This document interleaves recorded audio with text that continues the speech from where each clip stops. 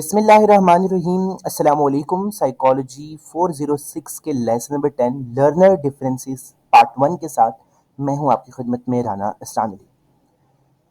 कुछ बच्चे जो है वो अबनॉर्मलिटीज़ के साथ पैदा होते हैं और कुछ बच्चे जो है वो कुछ ख़ास एबिलिटीज़ के साथ पैदा होते हैं जिनको हम गॉड गिफ्टेड क्वालिटीज़ कहते हैं।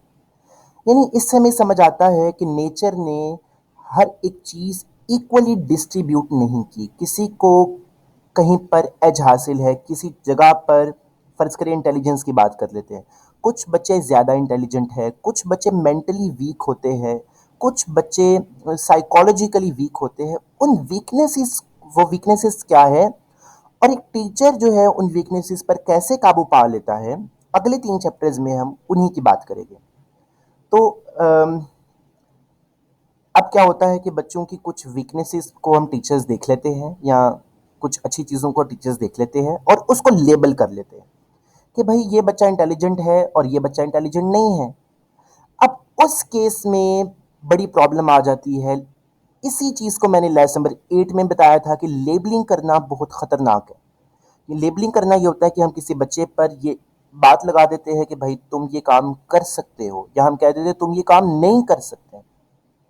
अब अगर हम बच्चे पर नेगेटिव लेबलिंग करते कि तुम ये काम नहीं कर सकते, तुम्हारा दिमाग कम है, तुम कौन ज़हन हो, तुम पागल हो, तुम बेवकूफ़ हो, तो उसका नतीजा आएगा कि बच्चे जो है वो दो तरह के रिएक्शंस देंगे और दोनों रिएक्शंस बड़े खतरनाक है। पहला होगा when it stigmatizes a student. Number two, it may become a self-fulfilling prophecy. Stigma ये होता है कि हम किसी बच्चे को एक नेगेटिव लेबल लगा देते हैं, बुरा नाम लगा लेते हैं। आमतौर पे मुआशरे में भी हम लोगों को भी ऐसे नाम लगा देते हैं, पब्लिक फिगर्स में भी हम ऐसे नाम लगाए होते हैं हमने। ये एक बड़ा ही खतरनाक चीज़ होती है। हम एक स्टूडेंट को स्टिग्मेटाइज कर लेते हैं। इसका मतलब ये होता है कि चाहे वो अब दुनिया आगे जाकर जितना मर्जी इंटेलिजेंट बन जाए, बहुत अच्छा काम कर ले, लेकिन हमने उसको हमेशा के लिए एक बैड नेम, एक नेगेटिव लेबल दे दिया है। ठीक है, जो जाहिर है जब वो ये नाम बार बार सुनेगा, एक चीज़ जब वो बार बार सुनेगा तो वो उसके अंदर डेवलपमेंट उसकी आ जाएगी। दूसरा है सेल्फ फुलफिलिंग प्रोफेसी। अब बच्चा जो है वो सुनेगा कि मैं ये काम नहीं कर सकता, तो उसके अंदर सेल्फ फुलफिलिंग प्रोफेसी आ जाएगी। उसका मतलब ये है कि हाँ मैं नहीं कर सकता। वो एक प्रोफेसी देगा। प्रोफेसी का मतलब है वो ये अखज़ कर लेगा, वो इस पेशन गोई जो उसके टीचर ने उसको दी है वो समझेगा कि यही होना है। यानी टीचर ने उसको कह दिया कि तुम फेल हो जाओगे, तुम पढ़ नहीं सकते। अब वो इसको प्रोफेसी बना लेगा, उसको समझेगा कि हाँ मेरे टीचर ने कह दिया तो अब मैं पास हो ही नहीं सकता। तो इसीलिए लेबलिंग करते हुए बड़ा ध्यान रखे। हमारे यहाँ गवर्नमेंट स्कूलों में लेबलिंग जो है वो बड़ी ज़्यादा की जाती रही है। मिसाल के तौर पर अगर एक स्टूडेंट को हम अच्छा कहते हैं कि यार तुम बड़ा अच्छा काम कर रहे हो, और अब जब हमने उससे कहा तुम अच्छा काम कर रहे हो तो उसकी सेल्फ इस्टीम बढ़ जाएगी, अपने ऊपर एतमाद बढ़ जाएगा, अपने ऊपर भरोसा बढ़ जाएगा और वाकई ही वो काम कर लेगा। लेकिन अगर हम बोले कि यार तुम ये काम नहीं कर सकते, तुम फेल हो जाओगे, तो उसकी सेल्फ इस्टीम कम हो जाएगी और उसका सक्सेस रेट जो है वो अल्टीमेटली डाउन हो जाएगा और मुमकिन है कि ड्रॉप आउट, रिजेक्शन के डर से फिर क्राइम रेट भी बढ़ने के खतरे होते हैं।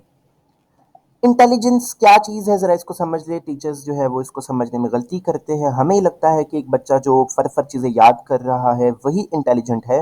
हालांकि इंटेलिजेंट एक कुछ और चीज़ है। इंटेलिजेंस क्या है? इंटेलिजेंस में सिर्फ नॉलेज को एक्वायर करना ही नहीं है, बल्कि उसको यूज़ करना भी है, प्रॉब्लम सॉल्विंग करना भी है और उसको दुनिया के लिहाज से एडजस्ट करना भी है। हमारे यहाँ पर सिर्फ नॉलेज को एक्वायर करना, रट्टा लगाना, याद करना, इसी को इंटेलिजेंस समझी जाती है, बल्कि ये गलत है।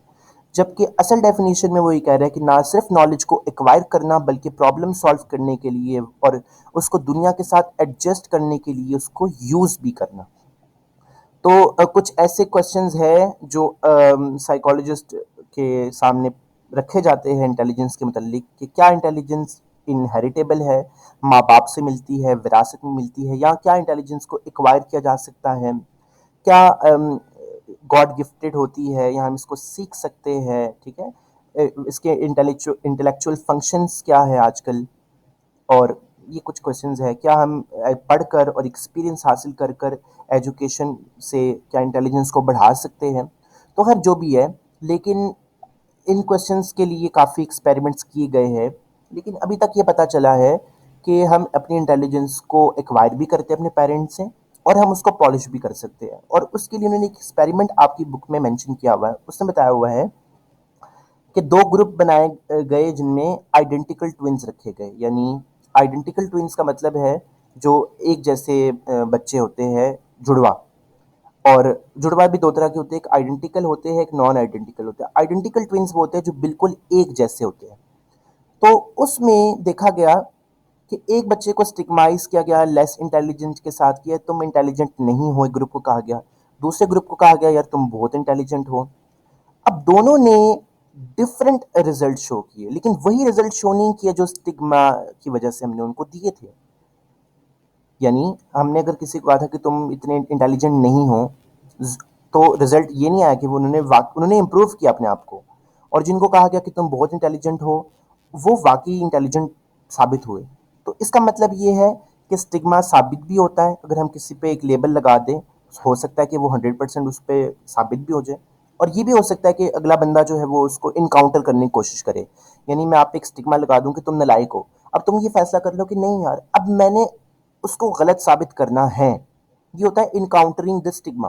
तो ये एक बड़ी अच्छी चीज़ होती है, और इससे साबित होता है कि हम इंटेलिजेंस को एक्वायर भी करते हैं अपनी सोसाइटी से, एजुकेशन के ज़रिए, एक्सपीरियंस के ज़रिए, और हम इसको इनहेरिट भी करते हैं अपने पेरेंट्स से।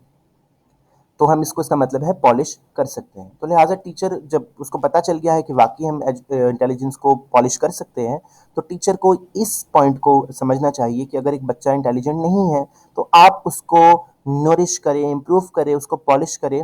ठीक है, मिसाल के तौर पर आप उसको ये देखिए, हो सकता है कि वो मैथ में अच्छा ना हो, केमिस्ट्री में अच्छा ना हो, लेकिन स्पोर्ट्स में अच्छा हो, वो बायो में अच्छा ना हो, मैथ में अच्छा हो। तो आप उसको डिफरेंट एंगल से देखें, उसी चीज़ में अपनी बनाए हुए ग्लास में उसको डालने की कोशिश ना करें। हो सकता है वो किसी और बर्तन के लिए बना हुआ हो।